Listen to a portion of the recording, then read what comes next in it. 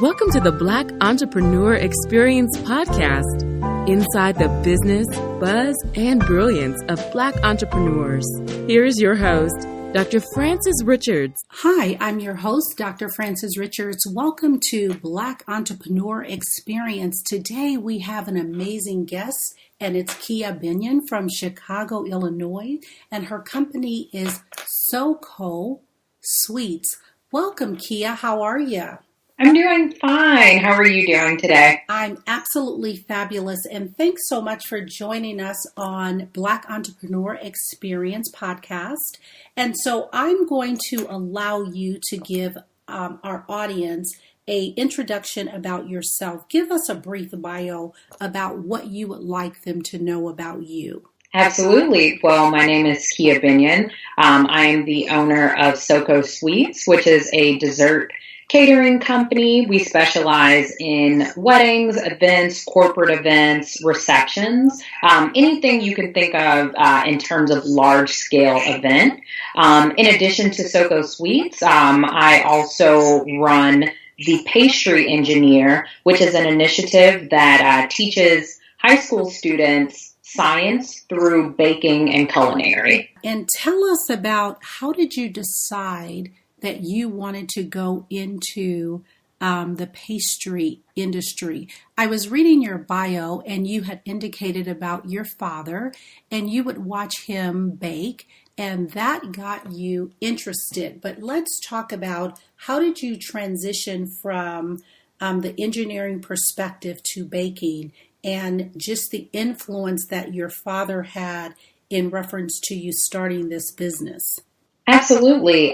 So as you alluded to in the question, I attended Georgia Tech and majored in civil engineering, which is what my background is in. However, I've always had a passion for sweets and desserts, which I acquired from my father. My father was a wonderful cook.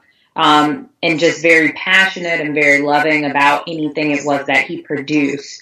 So being in the kitchen with him really influenced me and my baking style. While as a student at Georgia Tech, I began to hone my baking techniques, and I enjoy eating sweets very much. And so I worked on my recipes so that they would be to a caliber in which I would enjoy them and my friends would enjoy them.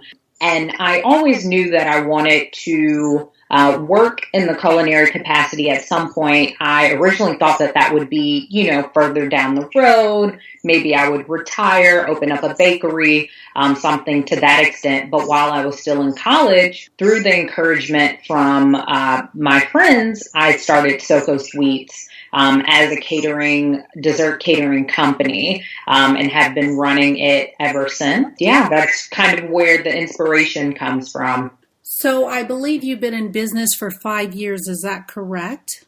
That is correct. However, I was part-time the majority of that 5 years. It's only been recently that I have delved into SOCO Sweets full-time. And tell me about that aha moment. How did you know that SOCO Sweets were going to be successful?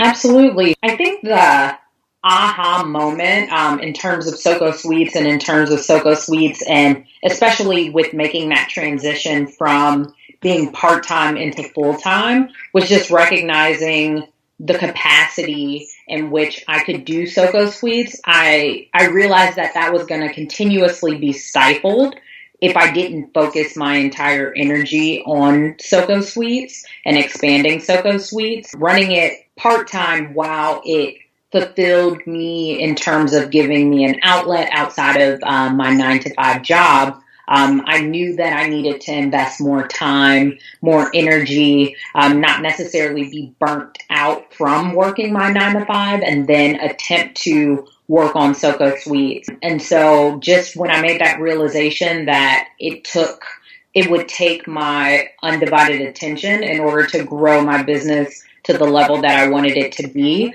that kind of helped me with making that transition into becoming a full-time entrepreneur. So, Kia, you bring up a very interesting point, and I think our audience want to hear this. So, take us back to you had indicated that you were part time in the business. So, tell me, what were you doing prior to, and then how did you decide to make that break to say, okay, I know that I need to do this full time? And I love what you said about the energy in terms of we talk a great deal about wherever your energy goes, wherever your focus goes, that's where your energy flows. And so when you talk about a 9 to 5, because, I've been there in terms of trying to build a business and run a 9 to 5 gig at the same time, or it's the other way around. And so how do you transition, and tell us about your journey, because I'd love to hear more about that. Absolutely. So I spent the better part of my post-grad years working as a consultant, first in healthcare and then in software and technology. So somewhat a little bit more aligned with what I went to school for originally. But quite frankly, I did not enjoy my experience working. I take that back. The first position that I had, the healthcare consulting role that I worked in, wonderful company, very supportive environment, in terms of what the work entailed, it wasn't exactly what I was looking for. And that kind of pushed me to seek out the position in software, which I quite frankly hated. For lack of better terminology, it wasn't a very supportive environment in terms of what I needed to do on a day to day. It wasn't a very inclusive environment. I went to school for engineering, so I'm very used to being one of the few African Americans in the room, or one of the few women in the room. But being the only African American on my entire team, and being the only African American woman, or one of 3 African American women in an office of over 600 people, is quite frankly astounding. And, I think that resonated well within how they ran the business and kind of how things played out. So quite frankly, I did not enjoy the experience of being there. And the company that I worked for actually got acquired by a larger company, and we know how mergers and acquisitions happen. So I actually was laid off from my position there, which typically when someone's laid off from a job, they're quite, they're frantic. They're trying to figure out what their next move is going to be. They're, applying for new positions. They're upset. They feel like they've been completely taken off guard. I think I spent maybe 5 minutes being upset.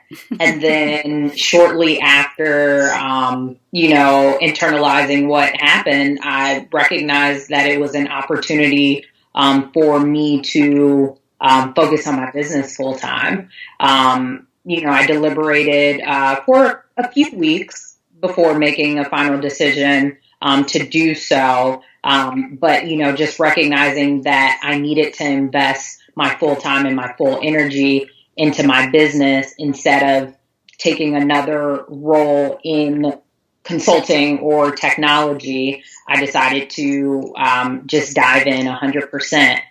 So I definitely look at that experience as a blessing. Had I not been in a work environment that I, did not flourish and, was very detrimental to me, both mentally and, my physical health. I was sick all the time. And I'm a person that never really gets colds and stuff. I was constantly at the doctor for upper respiratory infections during the time that I worked there.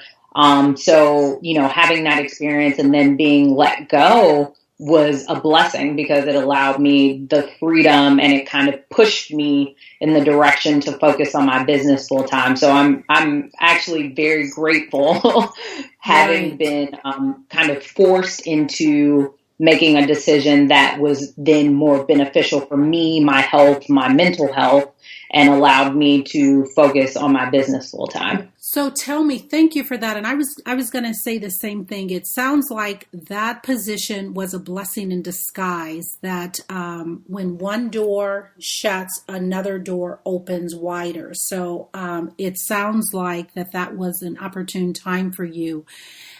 Kia, can you speak in reference to entrepreneurs in your family? Is there a legacy or a history of entrepreneurs in your family? And then can you speak on how your family reacted from you going to this full-time position, knowing that you were laid off and deciding not to go back into the workforce?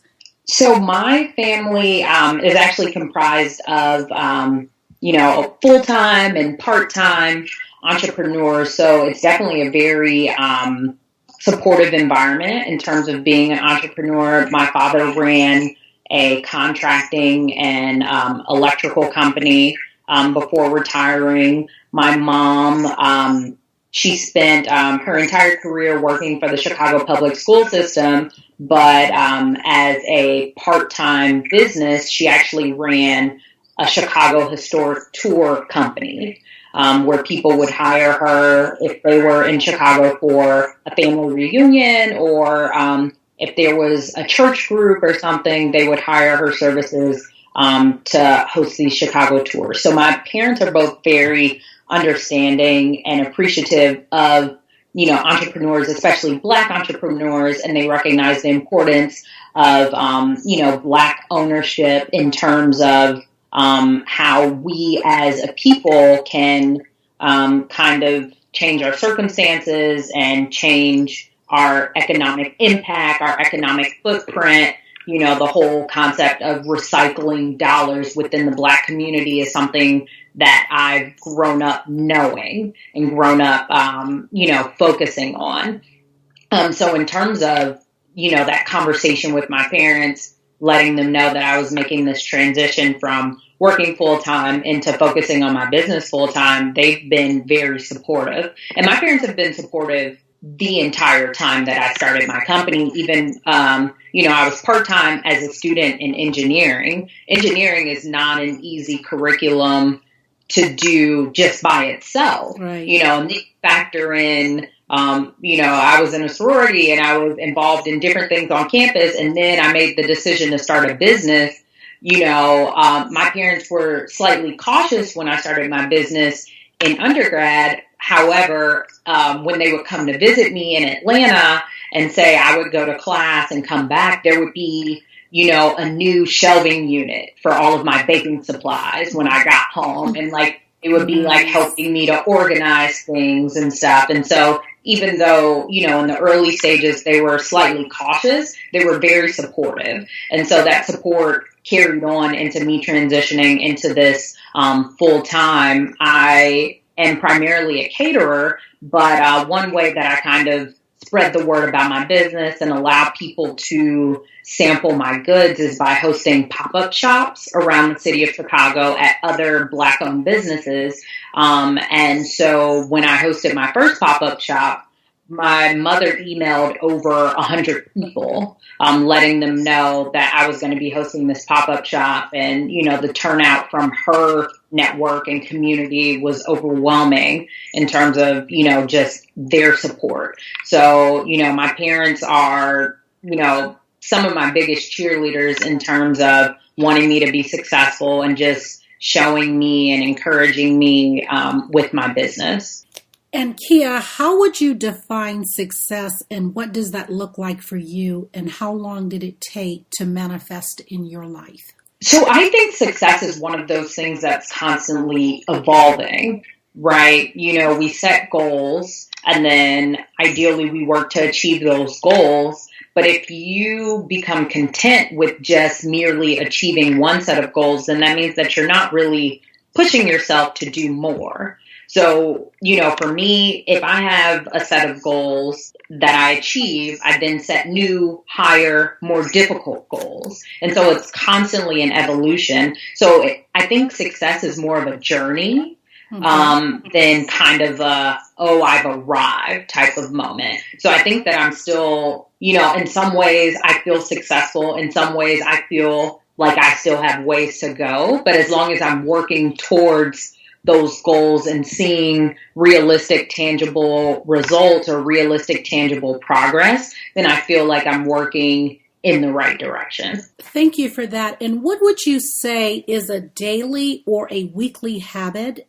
Kia, that you do consistently that has given you the greatest success? So for me, just staying grounded is a big part of how I'm able to be successful, because staying grounded kind of helps me reel my thoughts in. It helps me to focus on what it is that I choose to set out that day, or whatever it is I choose to set out that week. One of the ways that I stay grounded is actually when I wake up, I'll jot down things that I'm thankful for, at least like 3 things that I'm thankful for, right? And then that way I'm already thinking about what it is that God has done in my life that has put me in the position that I'm currently in.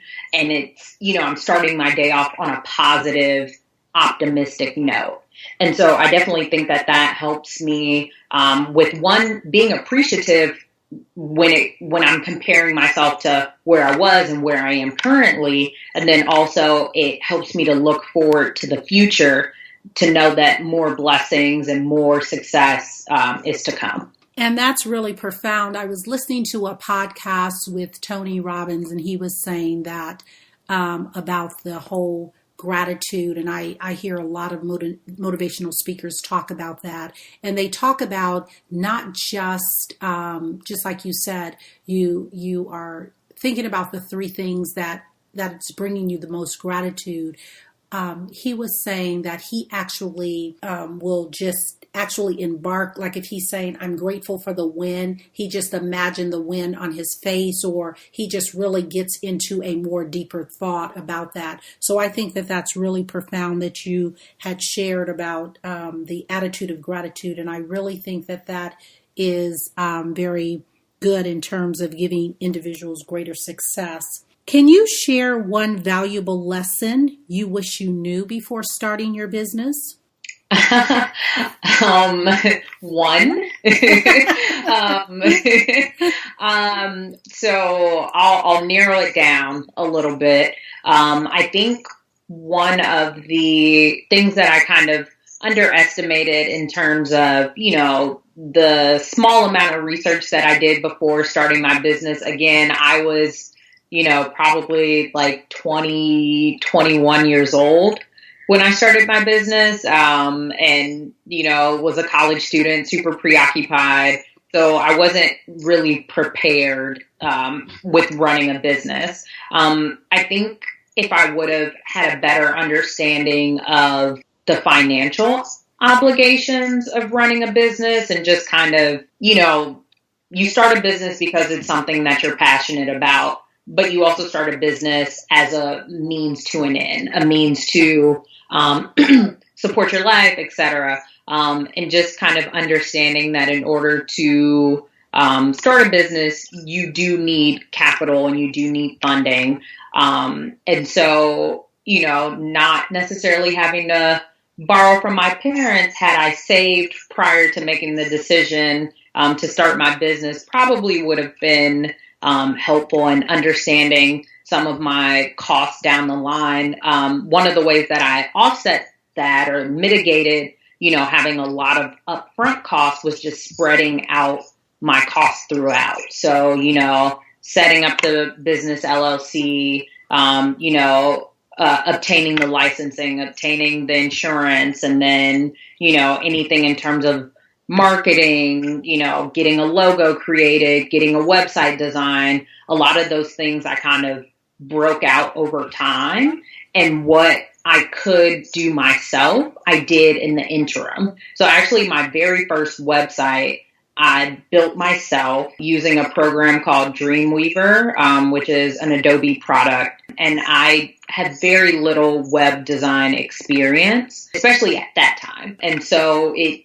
it looked like it, but that was my first website. And that was just kind of all I could do at the time. And then was able to save up enough money from the business or save up money from, allowance or, what I was getting from my parents to kind of help me stay afloat at school. Then I was able to pay someone to create a website for me. Ironically enough, my newest website that I have, I actually built myself, but it looks way better than the first one that I created. Yeah, definitely just understanding the financial obligations to starting and running a business would have been helpful, but I think I've figured it out over time. Absolutely. And I was just going to compliment your website. It's a wonderful website. So I would definitely recommend our audience will take a look at your website and support your business because it's a beautiful website. So thank you for that. Very, very easy to navigate through, and the message is very clear what you do. So yeah, thanks for that. Thank you. I really appreciate that.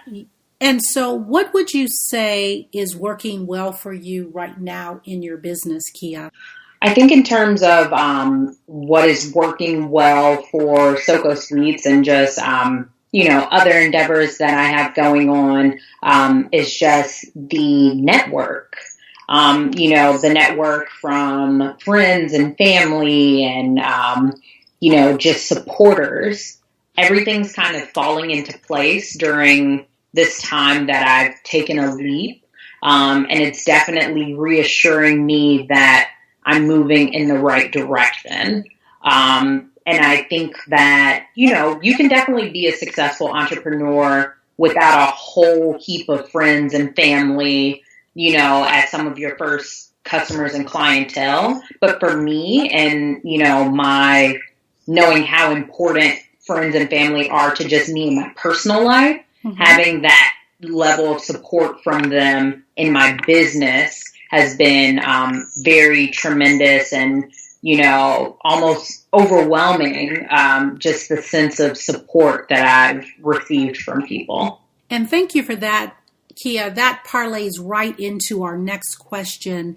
How do you marry, integrate, blend your personal life? You indicated that your family, your sphere of influence, your friends are very important to you. How do you integrate or blend or marry your personal life, your family life, your friends with your business? I think it's very important to figure out how to integrate the two because, you're going to spend so much time focusing on your business. You don't want to let your personal life suffer. You want to still continue to cultivate relationships. So one way that I do so is to figure out various collaborations that I can do. If I have a friend or a relative who maybe has a skill set in something or maybe is working towards a particular endeavor, I figure out how SOCO Suites can contribute or how me as an individual with my skill set can contribute to what it is that they're doing. And then that way we're almost working together or we're working on projects together, finding various ways to even get input from the people that I value most. I think that's really important too because it shows the people in your life who you love the most and you care about that you respect their opinion, and you respect their opinion enough to integrate it into your business that you obviously are investing so much time, effort, energy, and finances into. So I think that, finding ways to collaborate and work with the people in your network, and then also just soliciting advice and feedback and responses and having conversations and dialogue about your different business, maybe problems or some things that you've run into and getting their feedback helps people stay engaged with your business and also, allows you to continue to cultivate those relationships with the people in your personal life.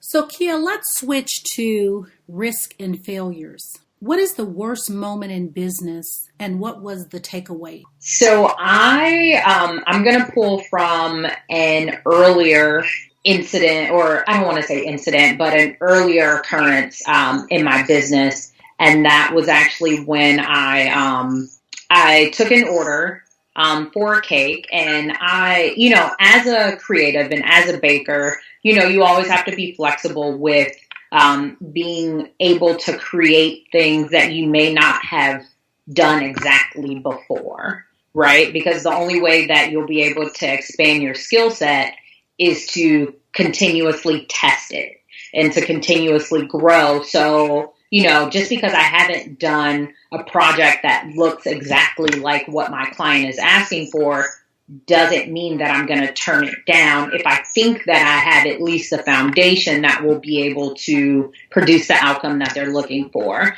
But essentially, this is when I first started my business, wasn't completely confident and skilled in my cake baking. And so the client had, typically I do 8-inch round cakes, and 9-inch round cakes. And then I think I was working up to a quarter sheet cake at the time. But I hadn't done a half sheet cake, just by myself or whatever. And so the client wanted a half sheet cake, red velvet cake, pretty simple, straightforward, whatever. But it just turned into a disaster. I remember as I was assembling the cake and putting the cake together, the layers started to break apart.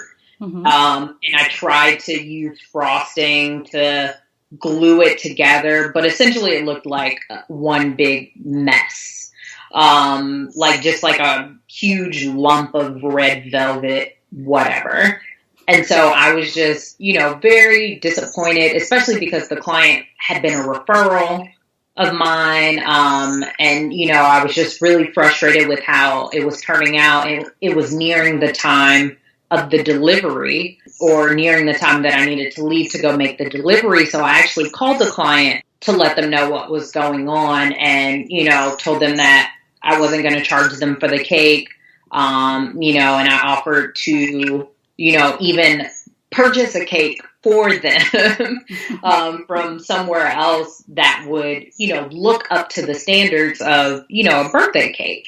And, from that conversation, they were surprisingly very calm and receptive, and they actually refused my offer to not accept the money. They insisted on still paying me for my work, and, still thanked me, and were just very gracious. And I was surprised that the conversation even went the way that it did, because I expected them to be, angry and frustrated. This is their birthday, and now the cake that they ordered doesn't look the way that it's supposed to, and is a mess, and all that type of stuff. So it definitely, one, taught me to give myself enough time when I am embarking on newer projects. Obviously, a half sheet cake is nothing for me at this time, but 5 years ago, doing my first one, figuring out dealing with the cake and, making sure that it's cool enough and isn't going to crumble and all that sort of stuff. So, if I can't be fully prepared, or if I can't practice something in advance, then making sure that I give myself enough time to make sure that everything goes off without a hitch. And I kind of utilize that thought process in all of my orders, but the first wedding that I ever did, I definitely utilized that, because weddings are not, there's no time to play with a wedding. So not only did I give myself plenty of time, but I actually practiced a lot of my technique, and a lot of kind of how I was going to approach the cake before actually constructing the cake to ensure that it would come out flawless. So yeah, I definitely learned from that situation and that example, and it definitely could have gone way worse than it did. I'm very appreciative that my client was, receptive and very gracious and just, frankly nice about the whole situation. But I definitely learned to, just kind of allow myself more time and figure out various ways that I can prepare myself if I'm embarking on a new endeavor in terms of baking or a product that I'm creating for a client. Thanks for that, Kia. Talk to the person in our audience that they want to start a business, they're fearful.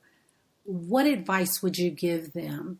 And would you give them the same advice that you did yourself in terms of starting out on a part-time basis for your business? Would you recommend that? I think that starting out part-time definitely works in some capacities, right? It allows you to build a buzz. It allows you to work on whatever your business is, establish yourself as a professional or an expert in your field, so that once you do make the leap, you already have some of that foundation there. But I also think that there are certain fields and industries where you need to start off at 100%. So one, recognizing what industry you are transitioning into and whether or not it would be beneficial for you to work on the side part-time while still working your full-time job, or if it's something that you need to go into 100%. If it's something completely new to you and right now it's just an interest of yours, then you probably want to go in the direction of doing it part-time, like balancing your time between your full-time job and this passion project so that you become more comfortable with it, you can establish yourself, etc.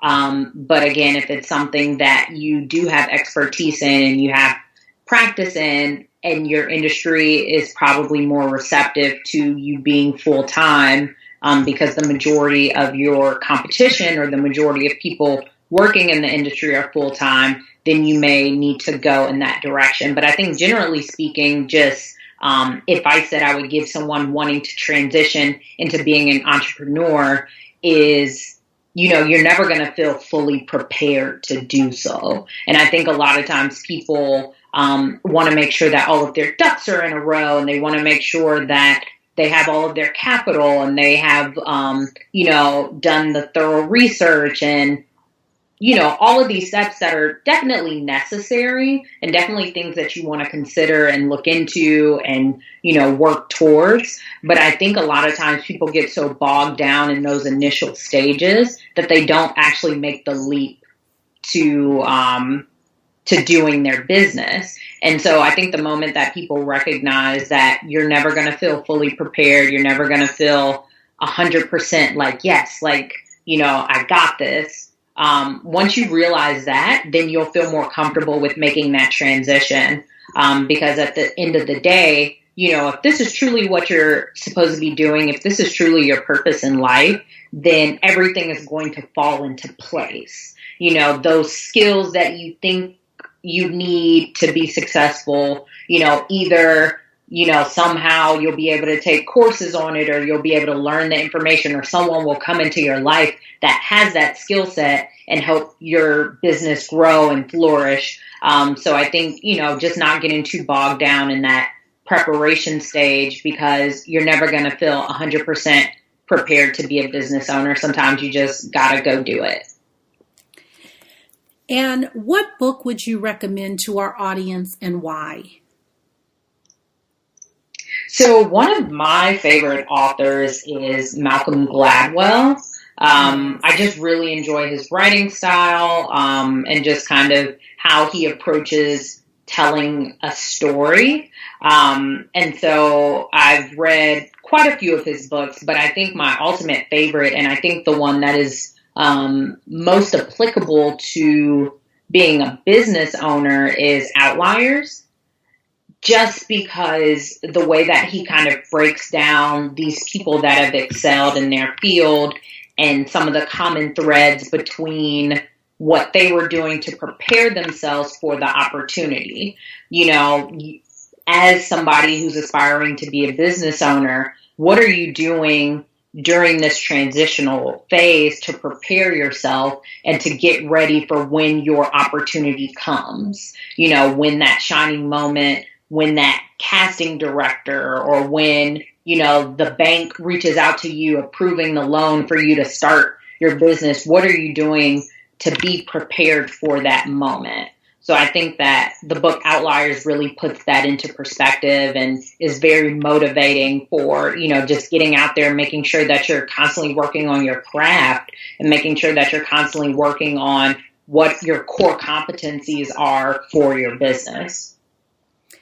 So tell me, Kia, if you conducted this interview and asked the questions, what is one question that you would have asked yourself that I didn't know? I think in terms of, in this particular interview, something that wasn't asked that I maybe would have included would be a question in terms of, we did mention that I'm from Chicago, born and raised.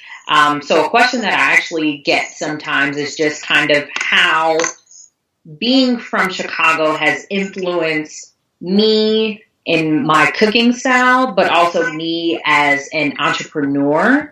And so I think to answer that question, my personality is very ingrained with being a Chicagoan, specifically a South Sider. When you think of resilience and determination and all of these attributes that I would give to, Black women on the South Side of Chicago, I definitely think that those attributes, one, exist in my personality, and two, have helped me to persevere and be a successful entrepreneur.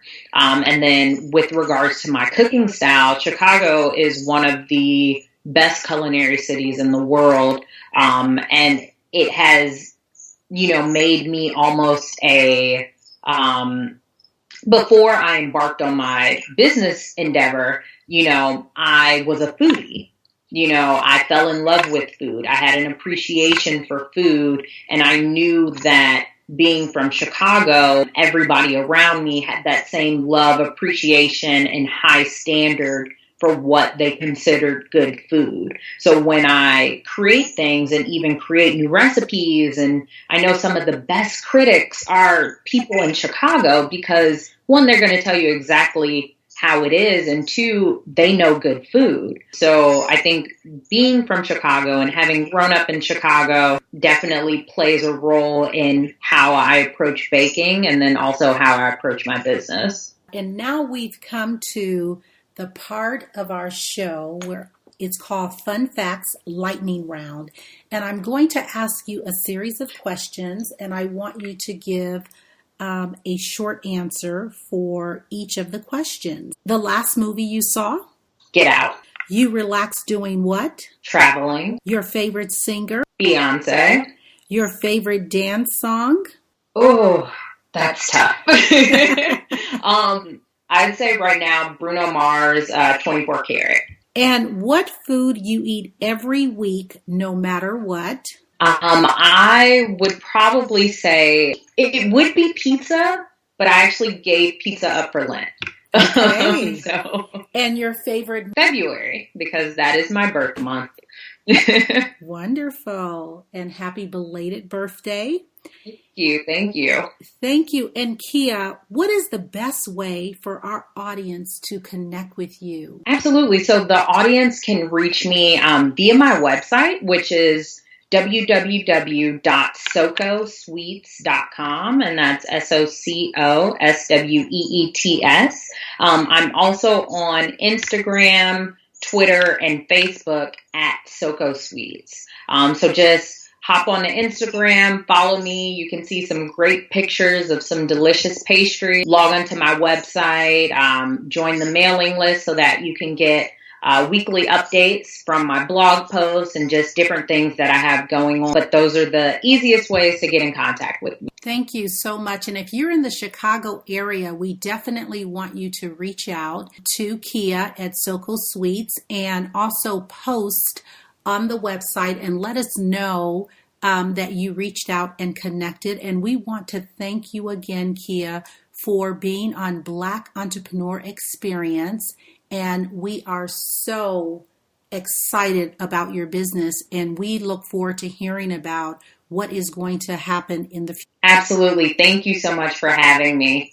Thank you for listening and subscribing to Black Entrepreneur Experience. We would love for you to leave a review and rating on iTunes and share with your friends. For show notes and more episodes, go to www.beepodcast.com. Join us next Wednesday, and remember, green is the new black. So keep your bank accounts and your business in the black.